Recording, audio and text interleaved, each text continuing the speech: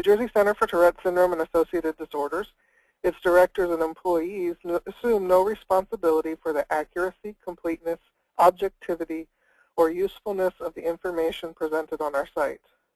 We do not endorse any recommendation nor opinion made by any member or physician, nor do we advocate any treatment. You are responsible for your own medical decisions.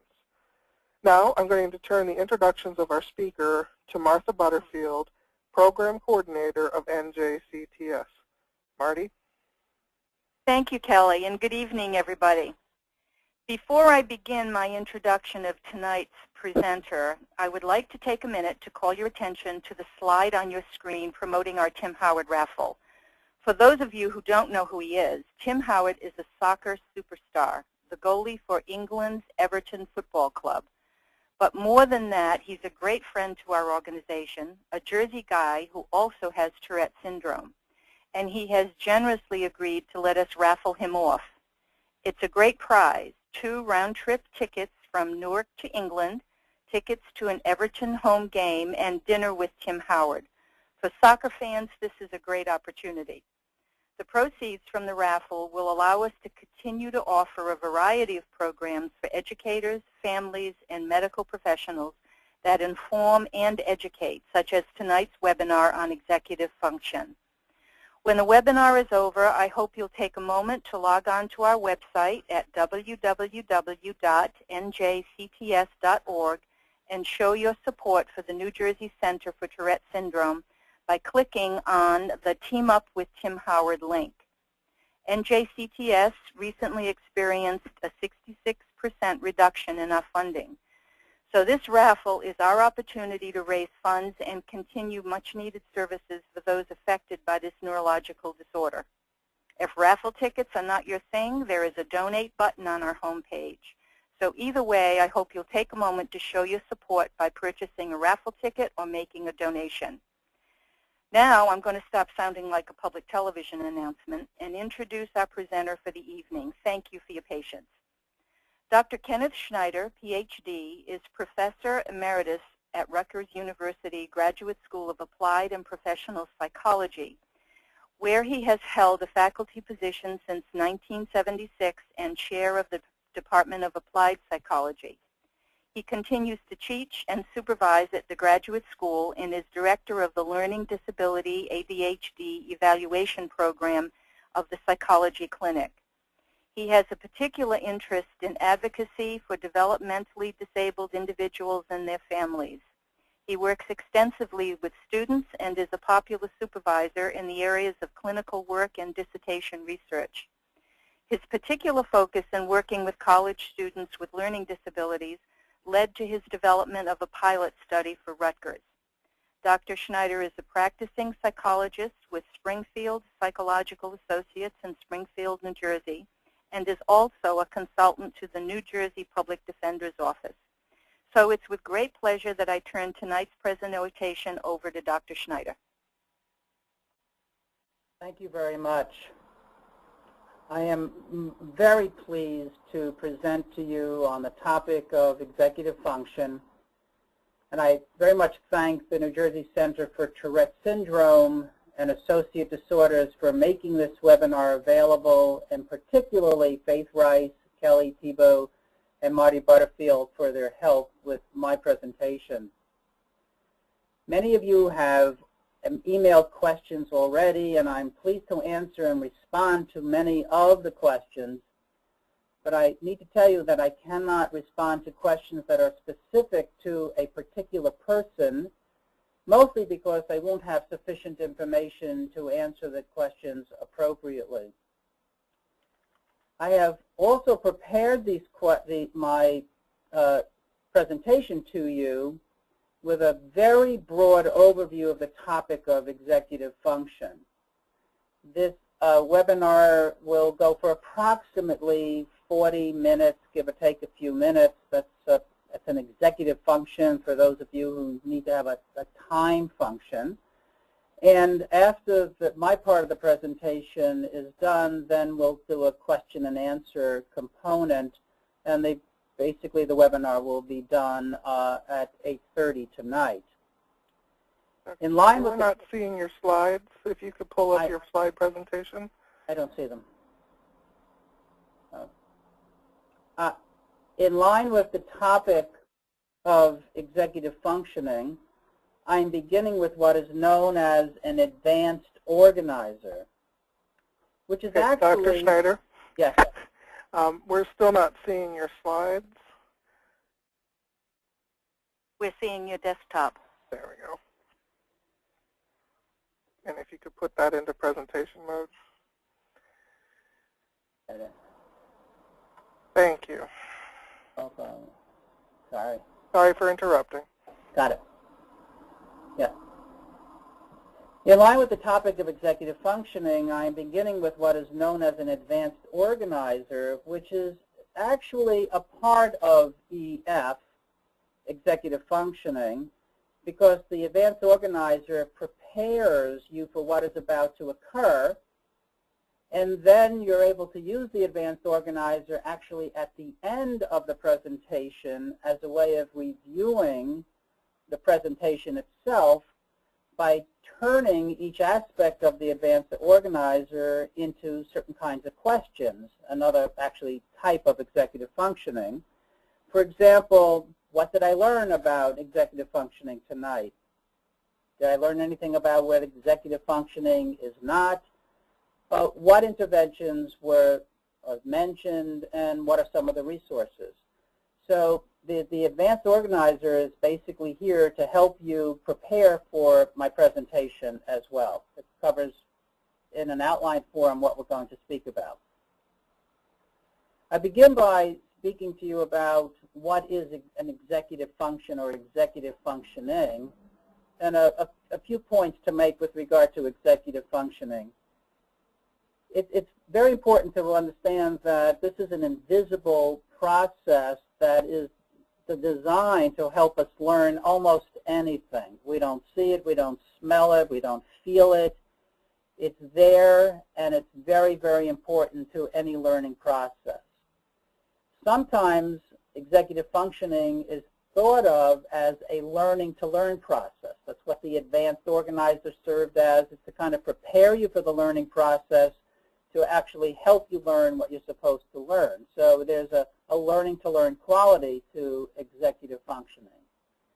Executive functioning also helps us with learning priorities by helping us focus on what's important and what's not important. And executive functioning exerts control over our selective attention ability, and I'll be saying a little bit more about that. But just to make it clear, selective attention refers to the fact that at all times, all of our senses are constantly getting information. Our sense of smell is always there, our hearing, our vision, our taste, and selective attention serves the function of only paying attention to what you should be paying attention to at the time, whether you should be listening to something at this point in time, mostly auditory information, or what you're watching, things of that nature.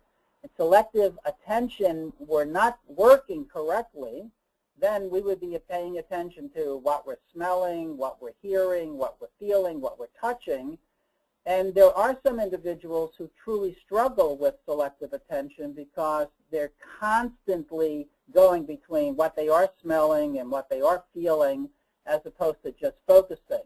But a good executive function is to basically say, no, don't pay attention to what you're smelling, only pay attention to what you're supposed to be listening to. But I will say a little bit more about that in a few minutes.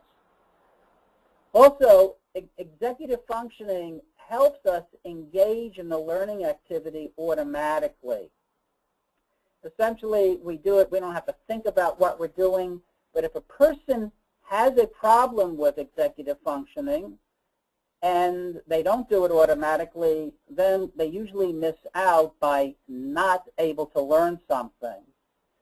So if a person doesn't use executive functioning automatically, and there are many who do not, they are individuals who typically struggle with what to pay attention to. They have problems with impulsivity. They may have other kinds of developmental issues. and the executive functioning process is just not working correctly for them. Finally, executive functioning is an awareness of what is needed in order to learn anything. And as I go into my presentation tonight, we're going to speak more specifically about how you basically do these executive functions themselves. But before I get into some greater detail with regard to executive functioning, I want to just say a few words about basic principles of human learning, because executive functioning is very much connected to the human learning process.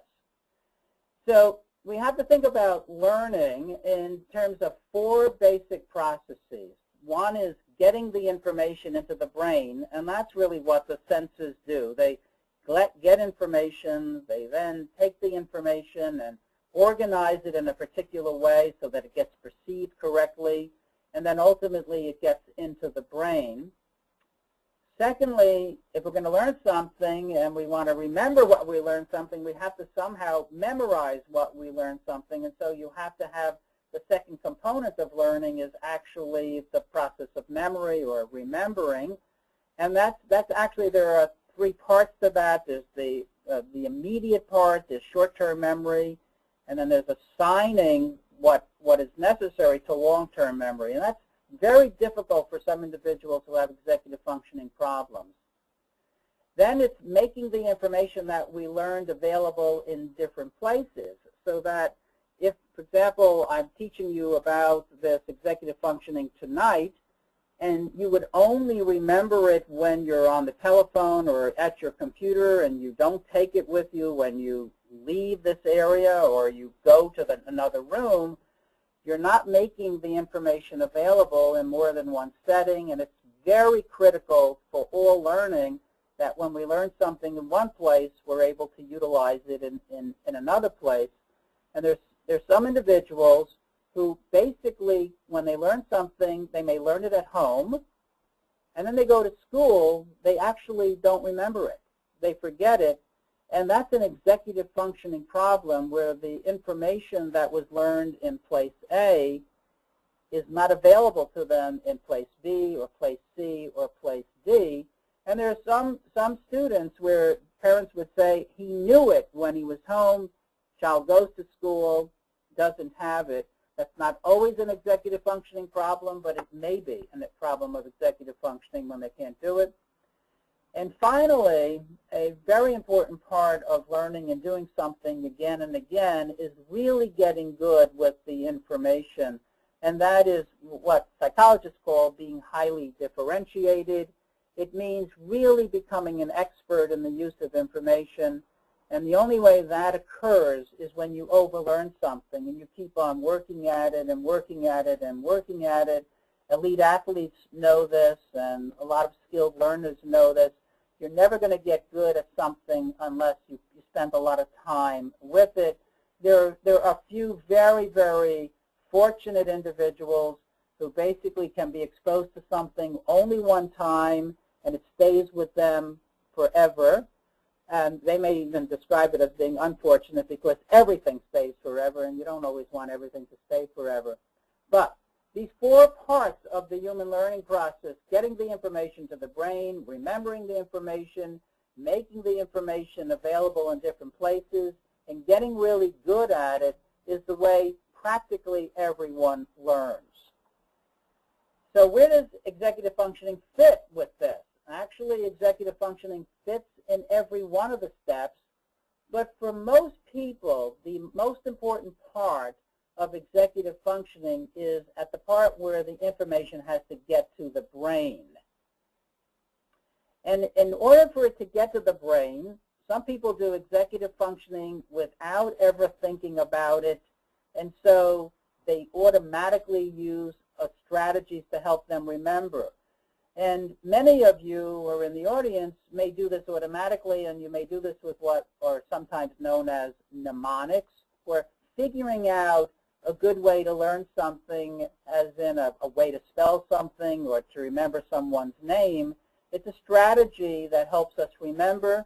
People who have good executive functioning for this, they do it automatically. Those who don't, every time they learn something, it becomes a real challenge to them.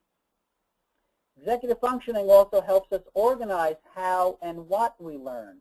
The purpose of my advanced organizer in the beginning of this presentation was to help you organize what you were going to get. That's an executive functioning skill. Some will do this relatively automatically, some don't. But what instructional psychologists have learned is even if someone does it, it's really helpful to give them an advanced organizer in terms of the learning process. A lot of advanced organizers can turn into making executive functioning easier. Executive functioning helps us plan and set goals. How important it is to think about what I'm going to do, where it's going, setting goals, and executive functioning does that. And executive functioning also helps us decide, and it helps us decide so many things. Should I pay attention to this? Should I not pay attention to that? Again, the advanced organizer is a tool that says, pay attention to this because this is what's going to be important.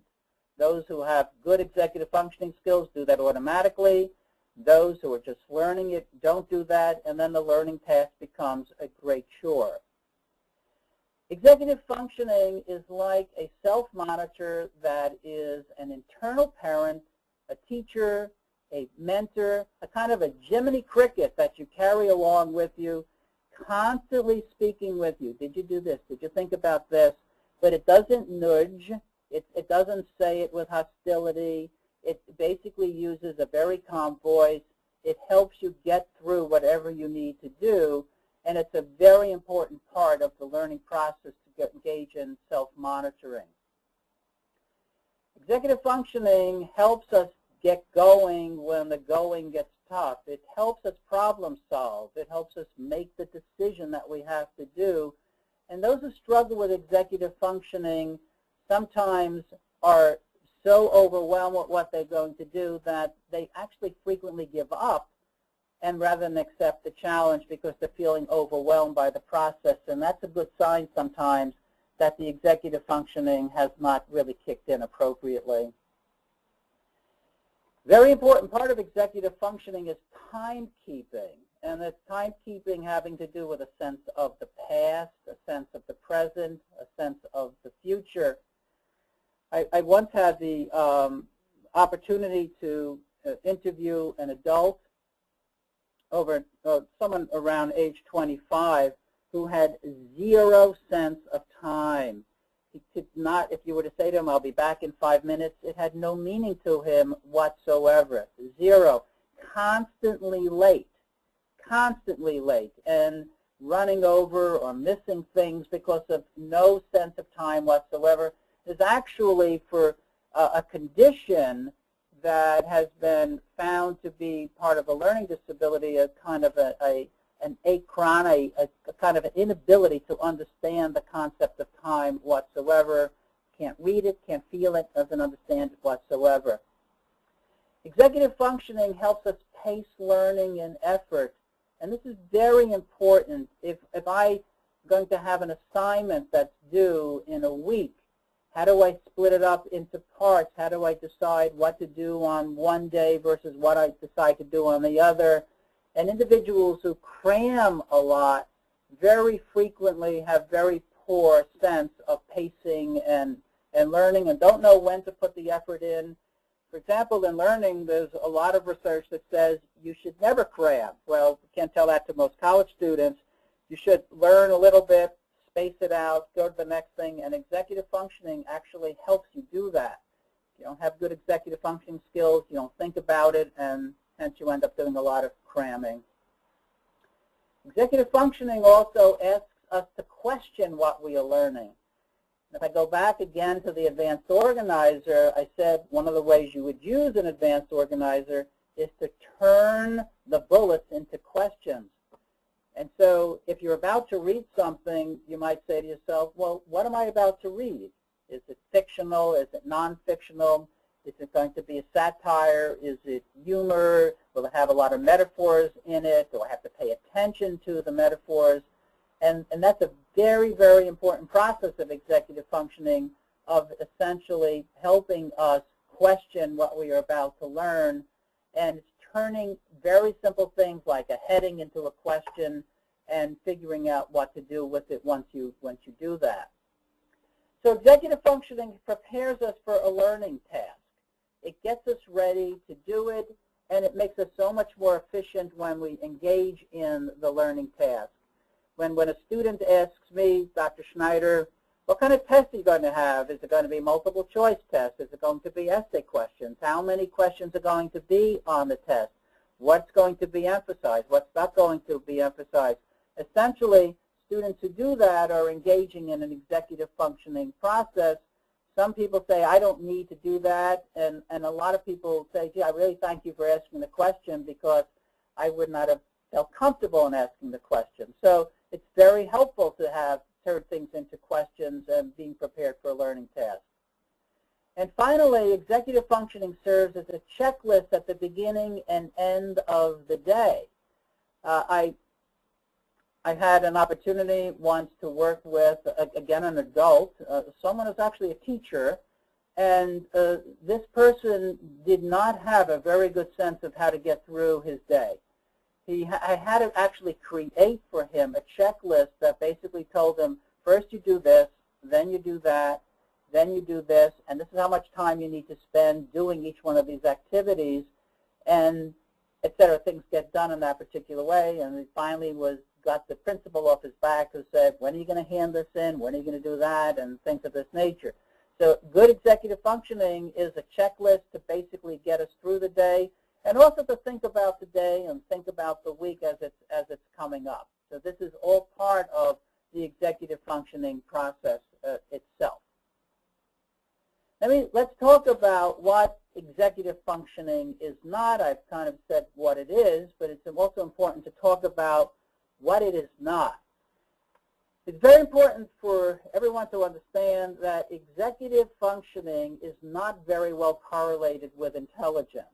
So the fact of the matter is that someone who may not engage in executive functioning doesn't mean they're lazy, doesn't mean they're stupid, because there really is no relationship between executive functioning and intelligence.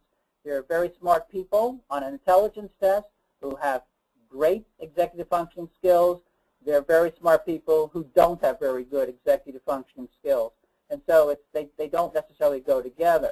But where executive functioning definitely gets together is with attention deficit disorder. Many individuals who are diagnosed with attention deficit hyperactivity disorder, ADHD, also have executive functioning problems. And that's particularly true of the kind of individuals who have what is known as the inattentive type of executive functioning. So not only do they have problem in deciding what to pay attention to, but they are frequently not prepared for a learning activity, and it's a double whammy for them. It's very difficult for them to kind of manage their life until they get taught some executive functioning skills. Weak executive functioning is not due to laziness, and so very frequently we say something, oh, you're just lazy or something like that. No, it has nothing to do with it. This is a set of skills that is missing for many individuals. It's not due to any problem. It's not due to the way a parent parented them. It's the fact is that they're not engaging in the executive functioning process, and they need to be taught how to do that. Also, for parents out there and other individuals who get nagged about this, weak executive functioning is not due to too much video gaming. And as a matter of fact, there are some who get so good at video gaming that they develop very specific executive functioning skills for the video game. Unfortunately, however, those executive functioning skills don't always generalize to something else, but the video games do not ruin executive functioning. And finally, you cannot fix executive functioning with medication. It's not going to make a difference if you take one medication or another. It basically is a set of skills that we haven't figured out if there even is a medication to deal with it. So that's what executive functioning is not. And now I'm going to turn to what to be done about it. And again, this is some very general aspects of the strategies, et cetera, that have to do with executive functioning. For for us, the most important part before you were ever going to decide what to do is to really do a very systematic assessment of the executive functioning skills that a person has, what they can do and what they can't do. And in order to do that, that usually means basically going through an evaluation process that is way beyond an IQ test. You're not going to figure out an executive functioning problem by the administration of an IQ test or even the administration of achievement testing. And it's not that those tests should not be administered, it's just that they're not going to tell you a great deal about executive functioning. Part of the problem with executive functioning is that there is no one test that basically can find all the types of executive functioning problems there are.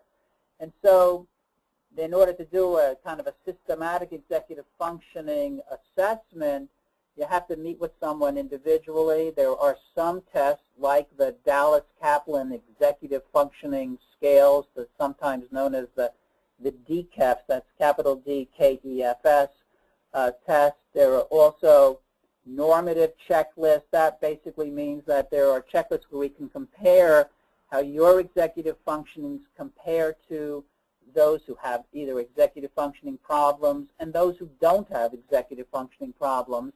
And there's a one rating scale that's particularly helpful in doing that. It's called it's actually known as the BRIEF, Behavioral Ratings of Individual Executive Functioning, and it can be filled out by an individual. It can also be completed by parents. It's completed by a teacher.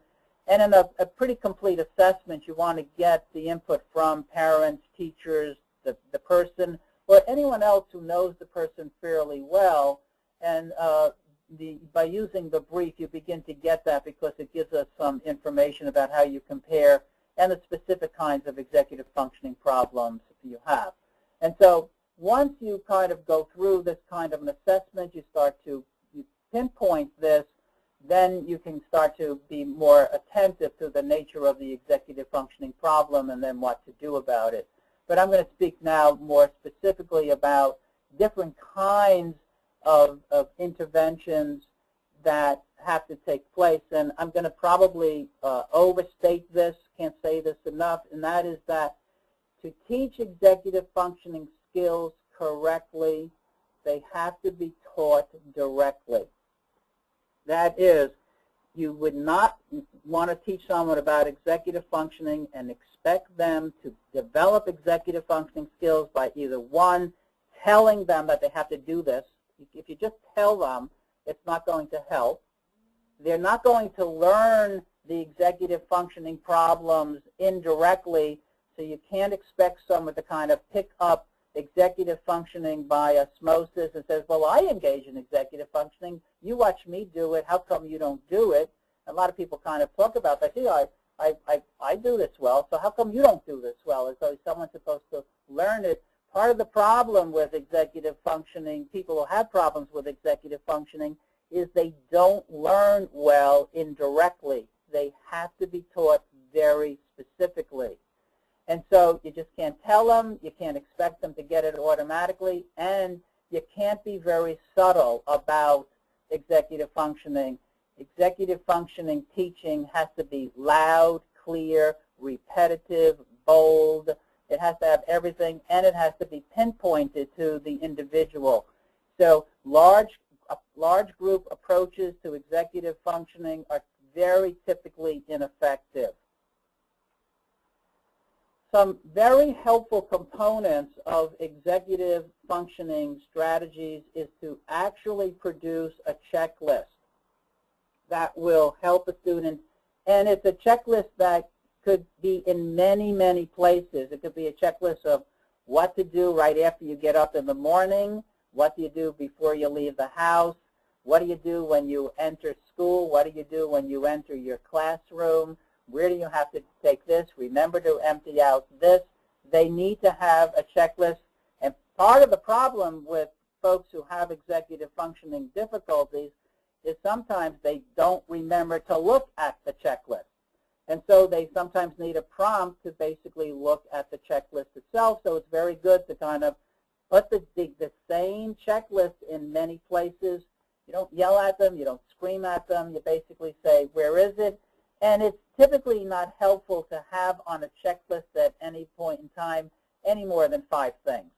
I mean, someone may need 25 different aspects on the checklist, but it's better to have basically multiple checklists than to have one checklist that has 25 things simultaneously. You also cannot expect someone to know how to use a checklist, so you have to teach them. You have to go over the checklist, and it has to be done in a way where the person can basically stay with you, not get angry about it. It has to be done in a very calm way. This is how to use the checklist. You review with the student how to use the checklist. You reinforce the student for using the checklist.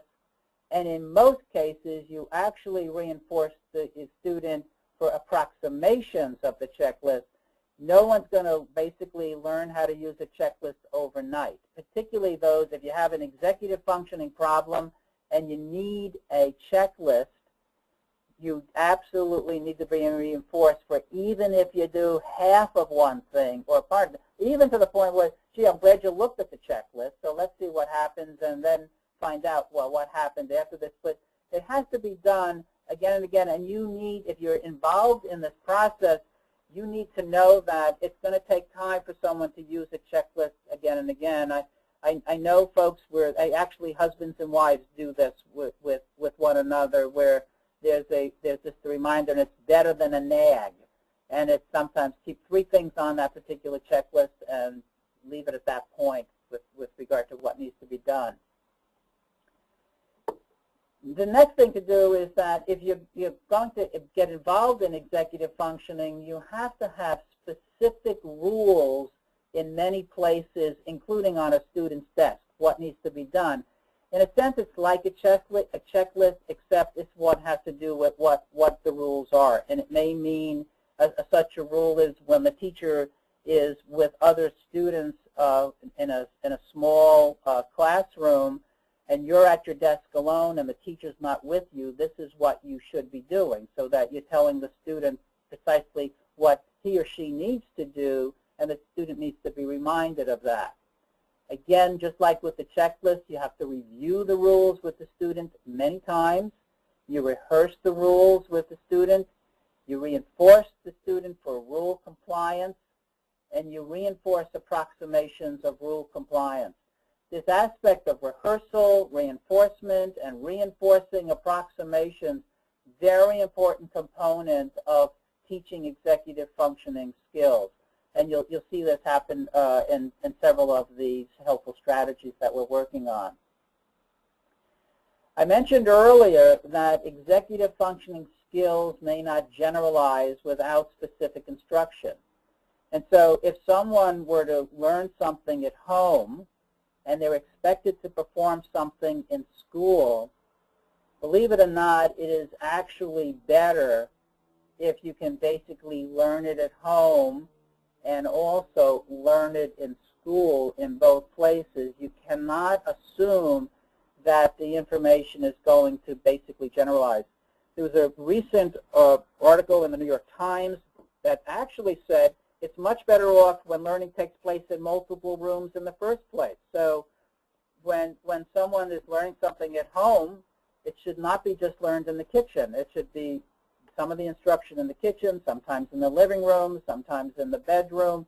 The more places the learning takes place, the greater is the likelihood of the generalization. And so multiple ways of doing it.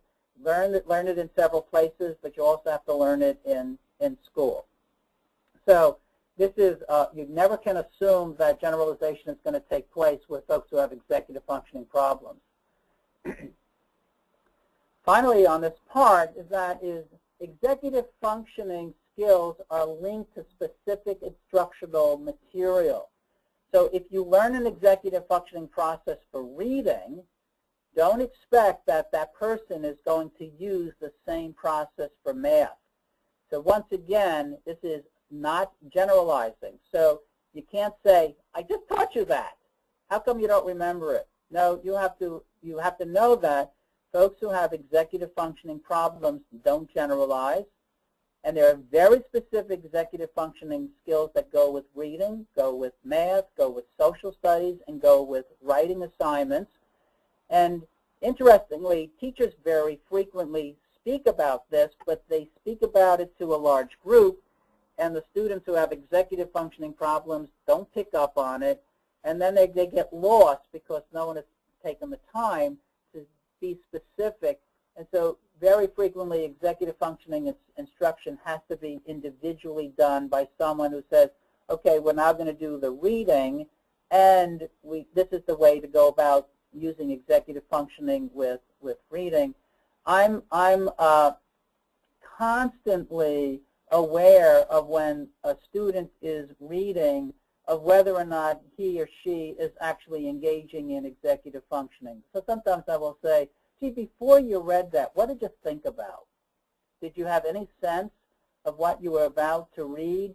How did you have a sense of that? And some students will say, no, I did a little scanning, I kind of figured something out, and many others will say, I had no clue what I was about to read. And if you don't engage in executive functioning before you read something, you're going to have a real significant challenge with reading.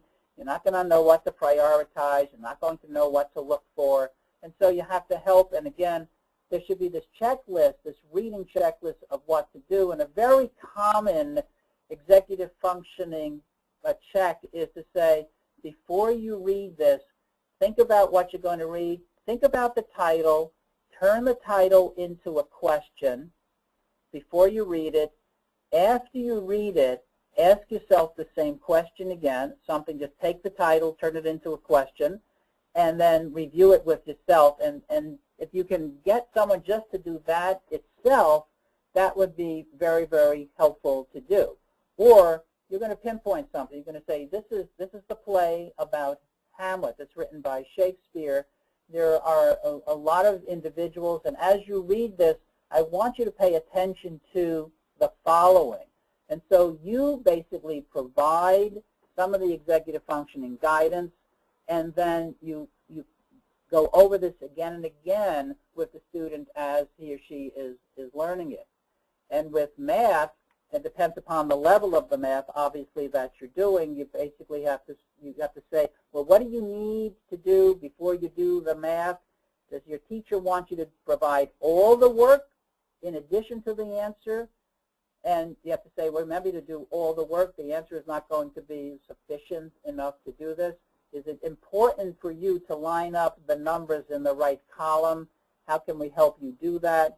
Go over the rules, whatever the rule is, if it's working with fractions, if it's working with decimals, if it's working with unknowns. It's the kind of rules, put them out there in a kind of a checklist, review them with the student very specifically, go over it. You do it, they do it. It's time-consuming, but it has to be done in terms of what needs to be done. And in social studies, depending upon what the topic is, it's basically getting a large grasp of it and providing pictures, and it's asking questions, and it's using maps, and it's using a variety of material before you engage in the process itself. And then the writing assignment component of executive functioning is very difficult. And largely, writing problems are problems of poor ways that writing is taught, but it's also because individuals with executive functioning problems are overwhelmed by the writing process. It overwhelms them, and they will basically shut down. So it's then taking the writing process and breaking it into small parts, usually first by having someone speak it, have them talk about it, and not drilling in the writing right away. It's getting to understand that writing is basically a form of getting ideas down on paper. But first, you have to get the ideas. You don't want to confuse writing and the creation of ideas. You want to be able to separate those out. And for some students, they just get overwhelmed by the entire writing process itself. Executive functioning and time awareness. This is one, I've mentioned this before, but I want to go into a little more detail right now, and that is, please don't assume that everyone is aware of time, because they're absolutely not. time management for many has to be taught directly. And you can't teach time management by just someone saying, here, take a diary or go ahead a planner and do it. They really have to be taken through the paces. Today, fortunately, with time management, there are electronic aids and reminders. So you can have a little beep come up at a certain time that folks will pay attention to. But even the beep may not be helpful for those who have selective attention problems because they may not attend to the beep when the beep beeps. And so that becomes a problem. But there are electronic devices that can be used to help in time management. Individuals with time awareness problems, unfortunately, are not always bothered by the consequences of being late or not being on time, and they kind of get used to it, and so they kind of work their way out of, oh, why do I need to care about it? It's kind of stupid. They basically get fairly defensive about it. But consequences, anyway, are not going to alter time management no matter what happens. And if you're going to use consequences with time management, please use consequences that are meaningful to the student and not to you. And that's very important. And you really have to think things through in terms of consequences. And sometimes consequences are not going to alter the behavior. The consequences are used because they make a statement of importance. And that's very critical as well, is to say, well, even though it doesn't alter your behavior, I have to tell you that it's important to me that you do that. Specifically with reading comprehension, you need to do this very individually. These are students who need to be taken through the comprehension process, and so they're basically taught how to ask questions.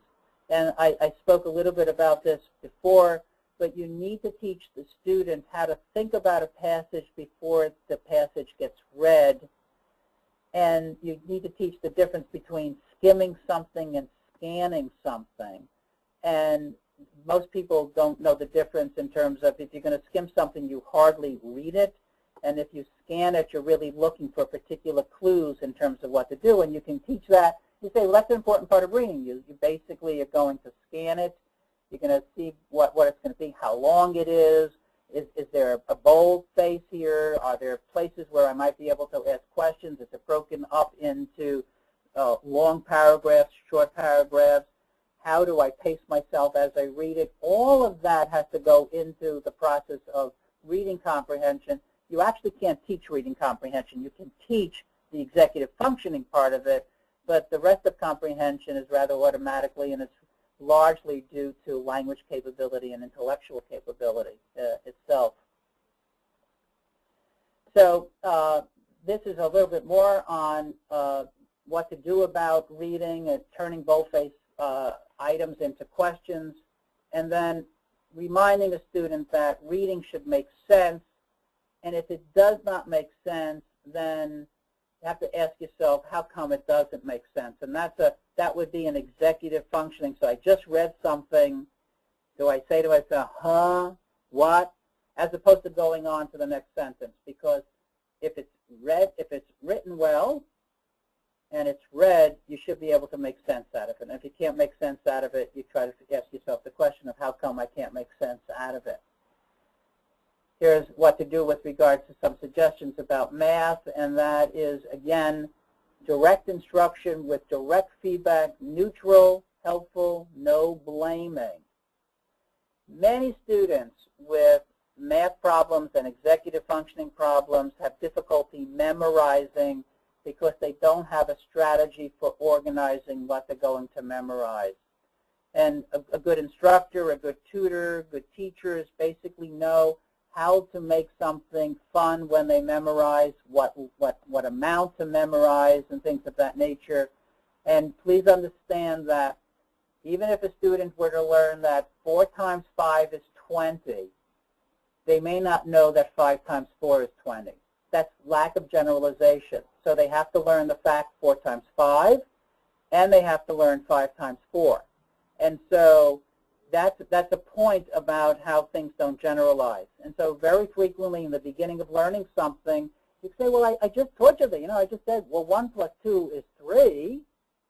So that must also mean 2 plus 1 is 3. And no, That's no generalization, and therefore don't blame the student, just basically teach it again.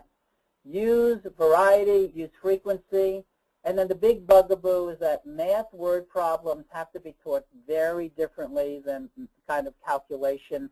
It's basically a set of strategies for how to essentially go through what to pay attention to, what not to pay attention to. Ask yourself the basic set of questions. This is about addition, subtraction, multiplication. What do I do first? What's the most important part of this? How are they trying to trick me? A series of questions in terms of word problems, and turning a word problem into a math problem, but starting off as a word problem itself. Finally, on this part, it's writing, and it's essentially, it would be terrific if writing wasn't singled out. Okay, students, now we're going to do our writing. That's awful. What we have to do is make writing just a kind of a natural part of everything, and I love it when kindergarten students are doing journaling, and teachers don't comment on whether they have a period, they don't comment whether they made a capital, they don't comment whether it's spelled correctly. They want students to basically get comfortable with writing as an activity and let it flow, and then eventually it starts to change over time. And for some kids, this is very helpful, as opposed to, let's take out our writing tablet, students. So students with executive functioning problems who have expressive writing problems usually are going to struggle with writing, and they're going to have problems with organization and sustaining effort, and that's a very serious problem. And finally, students have to be basically taught how to do note-taking. And in the resource page of what's attached to this particular presentation, there's a wonderful, there are two books. The one is the SOAR, S-O-A-R, fabulous book about how to teach note-taking.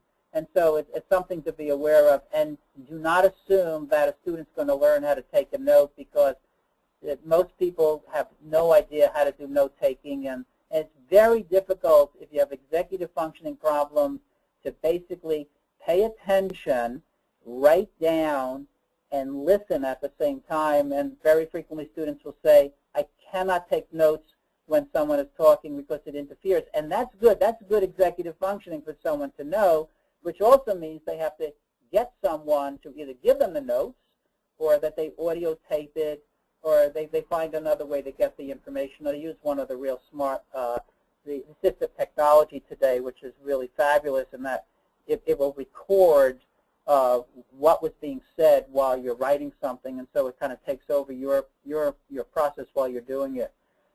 This is the last thing, and then I'm going to stop for the questions and give you my responses. But the whole idea here is to ultimately teach someone how to manage it himself, and that's to become his or her own kind of Jiminy Cricket.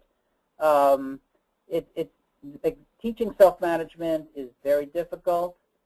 Yelling at someone is not going to make them self-manage any better. Negative consequences are going to actually make it very difficult to teach self-management. Self-talk needs to be taught, and then it needs to be reinforced. Awareness needs to be taught. It needs to be reinforced. Approximations need to be reinforced. And please keep in mind that there are going to be many, many, many, many errors on the way to success in doing that. But part of executive functioning is the awareness that there's going to be many errors in terms of what has to be done. So that's the end of my talk. I ask you to go back to the advanced organizer that was set up in the beginning of this, as I kind of just quickly go back to this and take a look at it and say, okay, what is it not? What about the interventions for and resources, etc. So now I'm going to kind of stop, and we'll turn it over for your questions. All right, Doctor, thank you. And questions have been coming in fast and furious, so I'm going to get to them. I have a question about whether EF can be passed on to your child. Is it genetic, is the question. It's hard to answer that question specifically. We really don't know, but what we do know, for example, there are individuals who have executive functioning problems that tend to run in families, in the same way attention deficit disorder runs in families. So, but we don't know the genetic mechanism that basically explains it, but it does happen in familial patterns. Well, that kind of segues into the next question, because you mentioned ADHD, and it seems to this questioner that EF and ADHD are similar. So how do you tell the difference? Or what are the distinctions? Well, with attention deficit disorder, there are really three types. There are those who have largely executive functioning problems that make up their attention deficit problem, and what lies below their difficulty in focusing is actually an executive functioning problem that they have. So with the inattentive type, executive functioning problems and ADHD are similar. For individuals who have the hyperactivity component of attention deficit, but they don't have the selective attention problems, they don't necessarily, they may have executive functioning problems, but they mostly have they're all over the place. They're just much too active, but they can have fabulous executive functioning capability. And there is a mixed type. There are some who have some hyperactivity and some difficulties with paying attention. And so in order to do a good attention deficit disorder assessment, one has to basically take a look at executive functioning process itself. Okay. So that they are blended, it would seem to me. Yeah. Could you elaborate a little further on the impulsivity part of EF? Well, the only part of the impulsivity part of EF is that there is not a monitor, there's not a self-monitor that's telling someone not to do something, and so they end up in engaging in something without thinking much about it. And if you had very strong executive functioning, you would not be considered to be impulsive. And to some extent, you can say, well, you're impulsive because you have poor executive functioning. I would be more concerned about the person with very good executive functioning who acts impulsively, because then it appears to be much more planned. And then to some extent, it's really not impulsive. It's really a planful action. So to be impulsive is to not have the capability of making a decision of whether to engage in something or not to engage in something. Okay. Who does testing for EF? You know, how would I know where to take my child, or who would an adult see?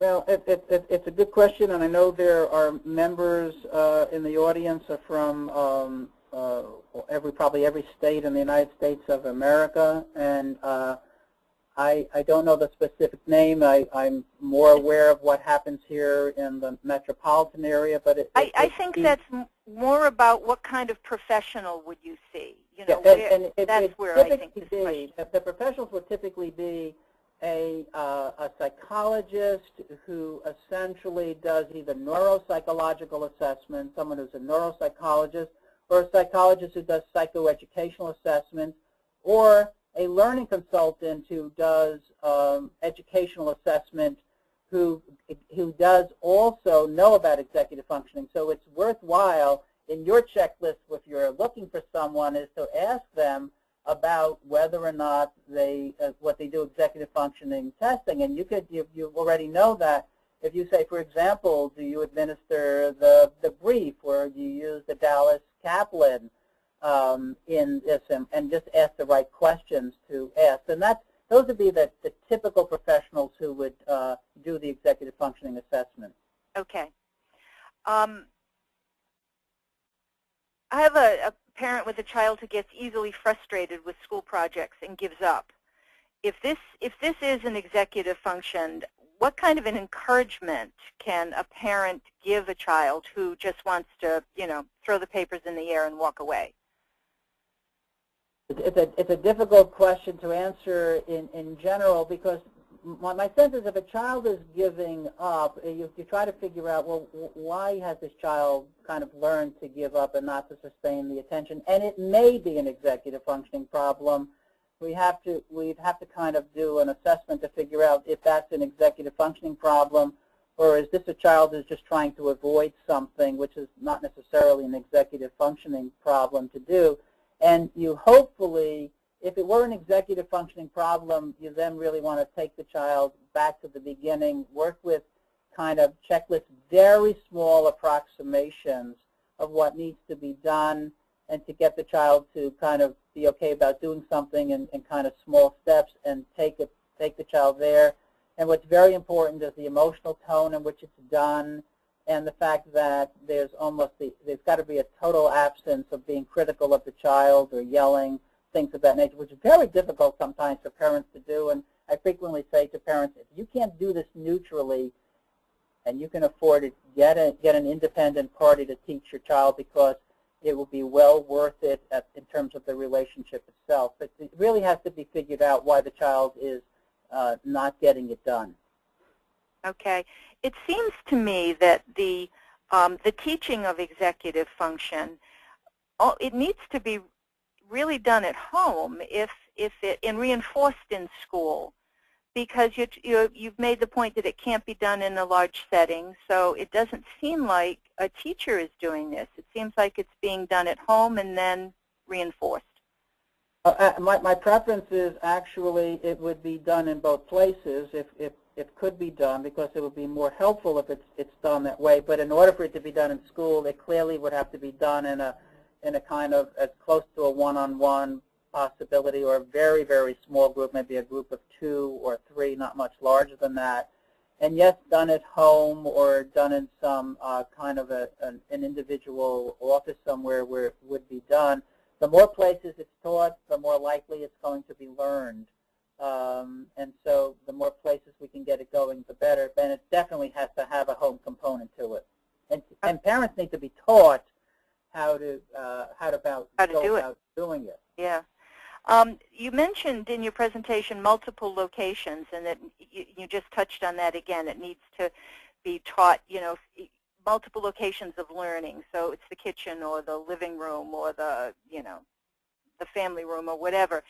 But for some kids, and particularly the kids with TS who probably have some OCD mixed up in that could be a frustrating kind of thing for a child like that, to have to change those settings. And for those children who do have difficulty in changing settings and transitioning, I think all of that has to be taken into account in terms of how do I teach the transitioning in a way that will be less likely to create the upsetting, because if they're used to doing it in one place, I would actually sacrifice the multiple settings if it was going to end up as making the entire task totally ineffectual, and then try as gradually as possible to teach how to do this in multiple settings. But and some individuals with certain kind of developmental disorders they have to be done in a particular way, with a particular chair, at a particular table, and certain things are done. And I would not try to upset that right away. Okay.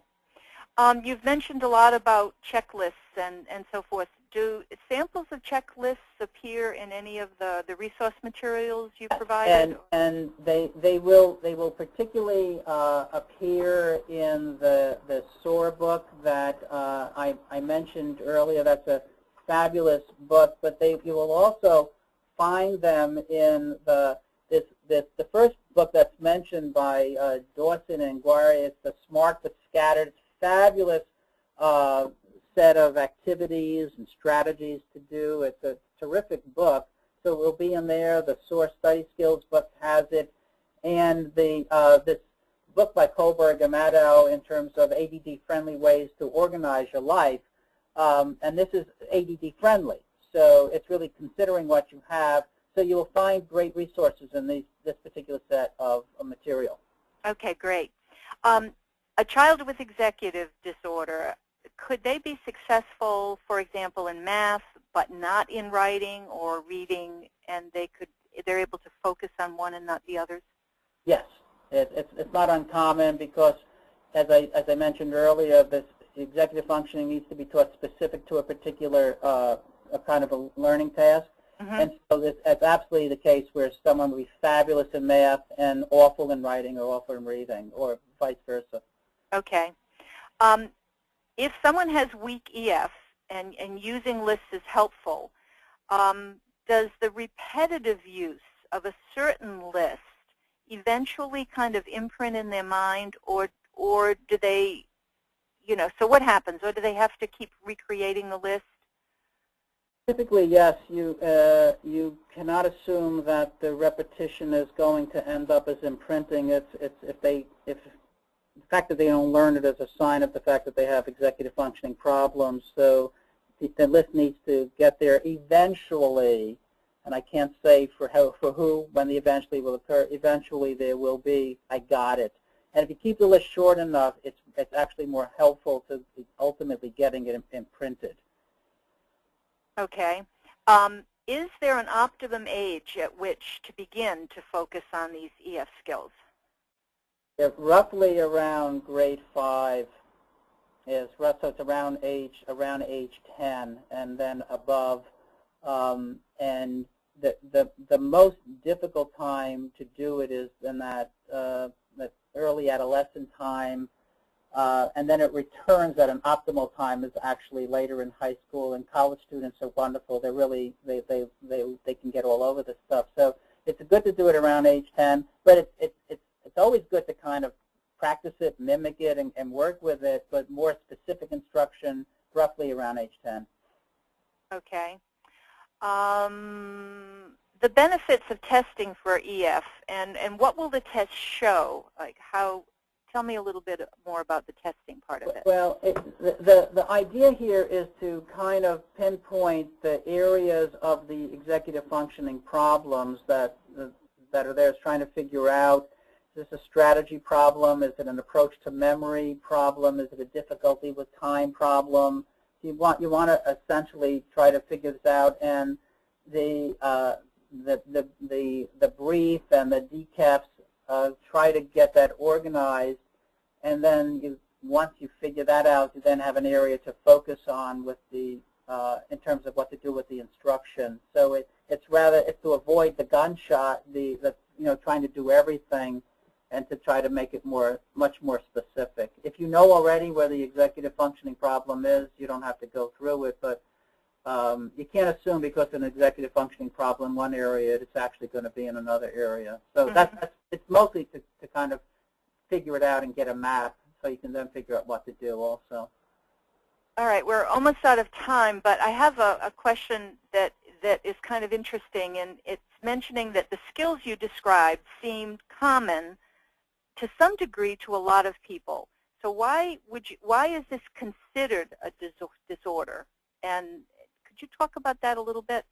But what makes it a disorder, and that writer is correct, there are many people who engage in these activities naturally, and if you made the assumption, well, if I do it, so does everybody else do it, you're making a faulty assumption. So it becomes a disorder when you see that there are individuals who don't do this, that individuals who they don't think about what they're about to do, and they don't because they don't know how to do it. And so we call that a disorder. It's an executive functioning disorder. Okay. All right. And I think we've got time for one more question. And just a comment I want to share that was submitted by one of the listeners. And he said that his son uses Post-it notes and leaves notes and things like that around the house to help him with his EF. And I thought that was an interesting tip to share. Wonderful. That last question I have is, can you elaborate about the neurological research that has a part of the brain been located, or that where EF lives in the brain? The best that I could say about it, it's not something I can elaborate on actually at this time, and in terms of verbally we don't have enough time, but it's mostly been thought of as being in what is known as the frontal, the prefrontal aspect of the brain, the front part of the brain, if you were actually looking straight at it. That's where mostly it takes place, or doesn't take place. All right. Well, we are out of time. Dr. Schneider, thank you very much. This was really informative, and we really appreciate your time. You're very welcome, and thank you again to the New Jersey Center for Tourette Syndrome and Associated Disorders for allowing me to participate. Very much appreciate it.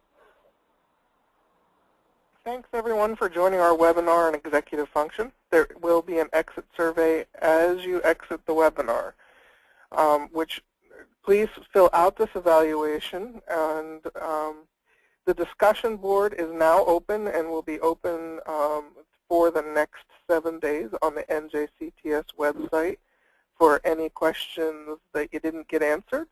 That website is www.njcts.org.